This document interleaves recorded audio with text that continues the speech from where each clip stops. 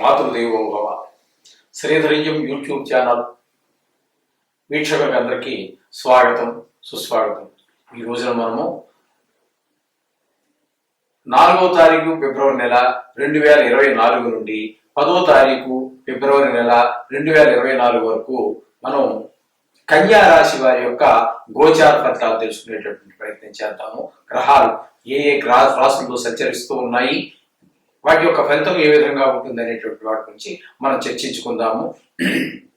ఇప్పుడు కన్యా రాశి వారికి రాశిలోనే కేతు సంచారం జరుగుతూ ఉన్నదండి. కేతు సంచారం జరగడం ద్వారా అది మనకి శుభఫలితాలంటూ ఏమి ఇవ్వదు. కొంచెం అనారోగ్య సమస్యలు చేసేటటువంటి అవకాశం ఉంటుంది.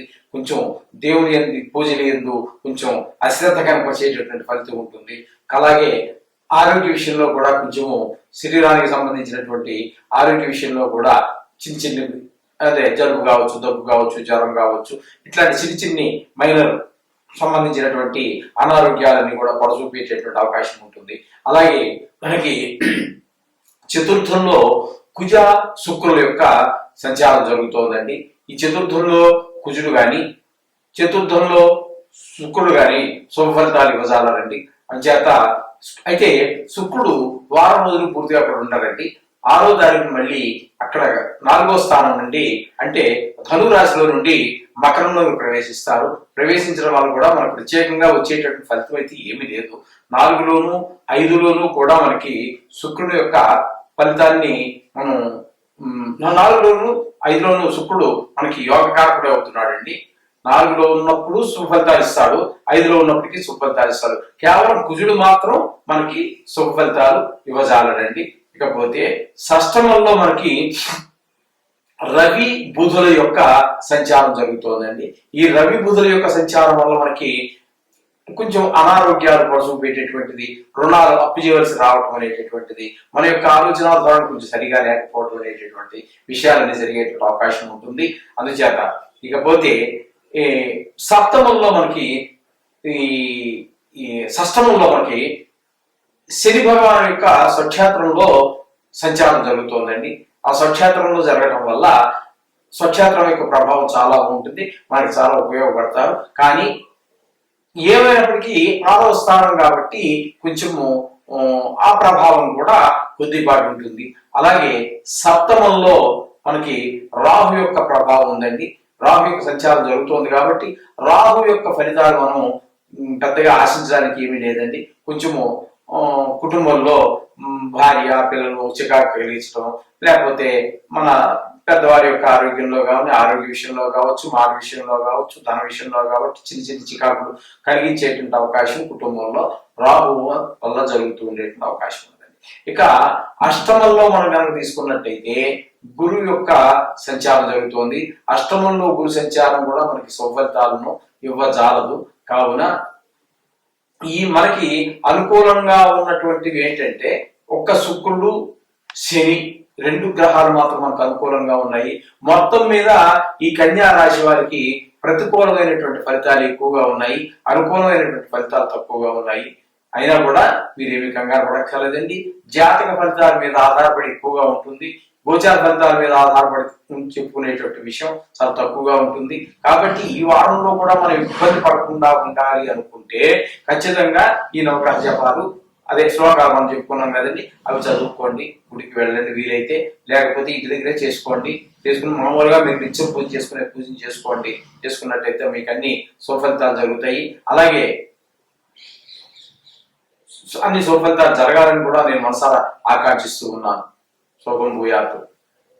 4వ తారీఖు ఫిబ్రవరి నెల 2024 నుండి 10వ తారీఖు ఫిబ్రవరి నెల 2024 వరకు మిథున రాశి వారికి ఈ వారం యొక్క గోచార ఫలితాలు ఎలా ఉన్నాయి, ఎక్కడెక్కడ గ్రహాలు నడుస్తూ చలనం జరుగుతున్నది, తద్వారా వారికి లభించేటటువంటి ఫలితం ఏ విధంగా ఉంటుంది, ఏ రంగాల్లో వారు తగిన జాగ్రత్తలు తీసుకోవాలి, ఏ రంగాల్లో తగినటువంటి మామూలుగా ఉండవచ్చు అనేటటువంటి ఫలితం గ్రహాలు అనుకూలిస్తున్నాయి అనేటువంటి విషయాన్ని తెలుసుకునేటువంటి ప్రయత్నం చేద్దాము. ఇప్పుడు ముఖ్యంగా మిథున రాశి వారికి చతుర్థంలో కేతు యొక్క సంచారం జరుగుతోందండి. చతుర్థంలో కేతు సంచారం జరుగుతోంది. సప్తమంలో కుజ శుక్రుల యొక్క సంచారం జరుగుతోంది. అయితే మధ్యలోనే ఆయన ఆ కుజుడు ధనురాశిలో నుంచి సప్తమంలో నుంచి అష్టమ మకరంలోనికి ప్రవేశిస్తారు. ప్రవేశించినప్పటికీ కూడా రెండు చోట్ల కూడా మనకి ఏ విధమైనటువంటి శుభపరిణామాలు ఇవ్వజాలరు. రెండు దగ్గర కూడా ఇంచుమించుగా మనకి అనుకూలత లేనటువంటి విధంగానే ప్రవర్తిస్తూ ఉంటారు ఆయన. ఇకపోతే శుక్రుడు మనకి సప్తమంలో సంచారం జరుగుతోందండి. సప్తమంలో సంచారం జరుగుతోంది. సప్తమంలో సంచారం కూడా మనకి అంత అనుకూలమైనటువంటి ఫలితాలు ఏమి ఇవ్వజాలదు. ఇకపోతే అష్టమంలో రవి బుధుల యొక్క సంచారం జరుగుతోంది. అష్టమంలో రవి బుధుల యొక్క సంచారం జరగటం కూడా శుభపరిణామాలు ఏమి ఇవ్వజాలదండి. రవి గాని బుధి సంచారం మనకి శుభఫలితాలు ఇవ్వజాలదు. ఆయనతో ఉన్నటువంటి బుధులు కూడా మనకి ఏ విధమైనటువంటి శుభపరిణామాలు ఇవ్వజాలరు. అందుచేత భాగ్యం దగ్గరికి వచ్చినట్టయితే శని స్వక్షేత్రంలో ఉన్నారు. అయితే 9వ స్థానం అంత అనుకూలం కాకపోయినప్పటికీ స్వక్షేత్రం మూలాన సాధ్యమైనంత వరకు ఆయన సుఫలితాలు ఇస్తారు. ఒక కొద్దిపాటి స్థాన బలం ఉంటుంది. అదే ఆ 9వ స్థానం అనేటటువంటిది ఉంది కాబట్టి దాని యొక్క ప్రభావం వల్ల చిన్నపాటి ఇబ్బందులు కలిగజేస్తూ ఉంటారు భాగ్య విషయంలో. ఇక రాహువులు కనుక మనం తీసుకున్నట్టయితే దశమ స్థానంలో రాహు సంచారం జరుగుతోందండి. దశమంలో ఏకాదశంలో గురు సంచారం జరుగుతోంది. ఇప్పుడు ఈ సంచారం ఈ విధంగా ఉంది. ఇప్పుడు మనం వారు మనకి ఇచ్చేటువంటి ఫలితాలు ఏమిటి అని మనం చూసుకున్నట్టయితే మనకి చతుర్థంలో కేతు సంచారం వల్ల మనకి విద్య విషయంలో కానీ పిల్లల విద్య మన పిల్లలు ఇంకా చదువుకుంటూ ఉన్నట్లయితే వారి విషయంలో కానీ ఆ రాశి వారికి కానీ కేతు సంచారం వారికి అంత శుభ ఫలితాన్ని, మిథున రాశి వారికి కేతు సంచారం చతుర్థంలో జరగటం, చదువు కొంచెం నెగ్లెక్ట్ చేయటము, ఈ విధంగా భూ విషయాల్లో గృహ విషయాల్లో కొంచెము అశ్రద్ధ చూపించటము, ఇట్లాంటి కార్యక్రమాలన్నీ కూడా మనకి జరుగుతూ ఉంటాయి. అలాగే సప్తమంలో మనకి ఈ కుజ శుక్ర సంచారం జరుగుతోందండి. కుజుడు 6వ తారీఖున మళ్ళీ మకరంలో పెడతారు.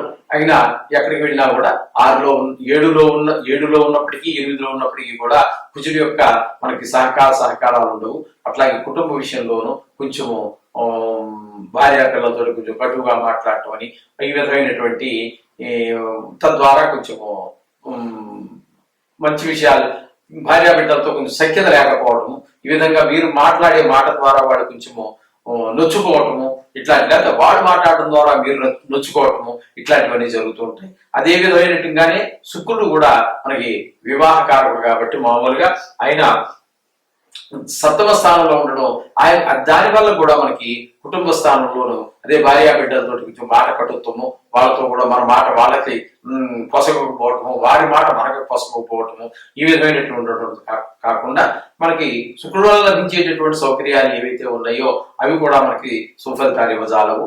ఇక అష్టమంలో రవి బుధులు ఉన్నారు.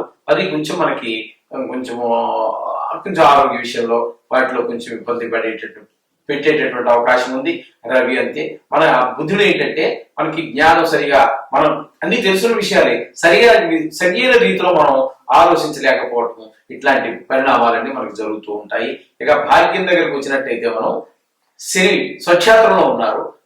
స్వక్షేత్రంలో ఉండటం ద్వారా శుభపరిణామాలు ఇస్తారు. స్థాన ప్రభావం వల్ల కొద్దిపాటు చికాకులు ఉన్నప్పటికీ కూడా సాధ్యమైనంత వరకు ఆయన స్వక్షేత్రం కాబట్టి ఆయన చాలా వరకు శుభఫలితాలు అందజేస్తూ ఉంటారు. ఇక దశమంలో రాహు ఉద్యోగ స్థలంలో, మనం వ్యాపార స్థలంలో, మీరు ఏ వృత్తి ప్రతి మనిషి ఏదో వృత్తి చేస్తూనే ఉంటారు కదండి. మీ వృత్తి చేసేటటువంటి స్థలంలో మీకు కొన్ని ఇబ్బందులు ఎదురుపడటం, మీ స్టాఫ్ మీకు సహకరించలేకపోవటం, లేకపోతే మీ పై అధికారులు ఉంటారు కదా, వారు మీకు సహకారం అందించకపోవటం, లేకపోతే మీ పైవారే కాదు మీ కింద వారు కూడా మీకు సహకారాలు అందించకపోవటం, ఇట్లాంటి కొన్ని చికాకులు పెట్టేటటువంటి అవకాశం కూడా కొంచెం ఉంటూ ఉంటుంది.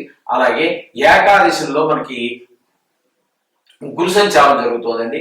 ఏకాదశిలో గురు సంచారం మనకి చాలా శుభప్రదంగా జరుగుతూ ఉంటుంది. అది దానివల్ల మనకి లాభస్థానం కాబట్టి ధనం రావడంలో కానివ్వండి, మరి పిల్లలు చదువుల విషయాల్లో కానివ్వండి, భార్య మన మాట వినటంలో కానివ్వండి, ఎవరు చేసే వారు పని చేస్తుంటారు. ఇందాక ఆయన మీకు భార్య విషయంలో కుటుంబ విషయంలో కొన్ని చికాకులు కలుగుతాయన్నారు కదా, ఇప్పుడు మళ్ళీ కుటుంబ విషయంలో ఆయన వాళ్ళు చేసే పని వాళ్ళు చేస్తూ ఉంటారు, వీరు చేసేటటువంటి పని గురువుగారు చేసేటువంటి పని గురువుగారు చేస్తూ ఉంటారు. ఈ విధంగా లాభస్థానంలో ఉండటం వల్ల కొంచెం ధనానికి కొంచెం లోటు లేకపోవటము, లేకపోతే ఎవరు చేసే పని వాళ్ళు చేస్తుంటారు కాబట్టి ఈ గురువు గారు లాభస్థానంలో ఉండటం వల్ల ధన విషయంలోనే కాదు మిగతా అన్ని విషయాల్లోనూ, ఒక పిల్లలు మీ మాట వినటంలో కావచ్చు, భార్య మీ మాట వినటంలో కావచ్చు, మనవల విషయంలో కావచ్చు, లేదా మిథున రాశి వారు వాళ్ళే మీరే మిథున రాశి వారు అయినట్టయితే మీరు చదువు విషయంలో మరింత ప్రోత్సాహకరంగా చదవటము, మంచిగా చదవటం, మంచి మార్కులు రావటము, ఇట్లాంటివి అన్ని శుభపరిణామాలు ఇవ్వడానికి గురువుగారు సమర్థులవుతూ ఉంటారు. అందుచేత ఈ వారంలో మీరు ముఖ్యంగా 3 గ్రహాలు మనకి చాలా శుభ ఫలితాలు ఇస్తూ ఉన్నాయి. ఏంటంటే శుక్రుడు, గురువు, 2 చాలా అన్నిటికంటే కూడా మనకి శుభప్రదమైనటువంటి గ్రహాలు. అదే విధంగా శని కూడా స్వక్షేత్రంలో ఉన్న కారణంగా వీరికి ఏమాత్రం తీసుకునేటువంటి విధంగా చక్కటి సుఫలితాలు అందజేస్తూ ఉంటారు. మిగతా గ్రహాలన్నీ కూడా కేతువు కానివ్వండి, కుజుడు కానివ్వండి, రవి కానివ్వండి, ఈ విధంగా వీరు మనకి శుభఫలితాలు ఇవ్వజాలరండి. అందుచేత ఏమీ కంగారు పడాల్సిన పని లేదు. మనం చెప్పుకుంటున్నట్టుగానే వీరు నవగ్రహ జపాలు చేసుకోండి, మీ దేవాన్ని ప్రార్థించండి. అంచేత ఈ 3 గ్రహాలు మనకి చక్కగా ఫలితాలు ఇవ్వడం ద్వారా మనకి మంచి ఫలితాలు ఉంటూ ఉంటాయి. అంచేత శోభం భూయాత్ ఈ విధంగా పనిచేసుకోండి. ఈ విధంగా చేసుకున్నట్టయితే ఈ వారం అంతా కూడా ఈ విధంగా జరుగుతూ ఉంటుంది. మీరు నవగ్రహ ప్రార్థన మాత్రం మానవాకండి, జాతకంతో సరి చూసుకోండి.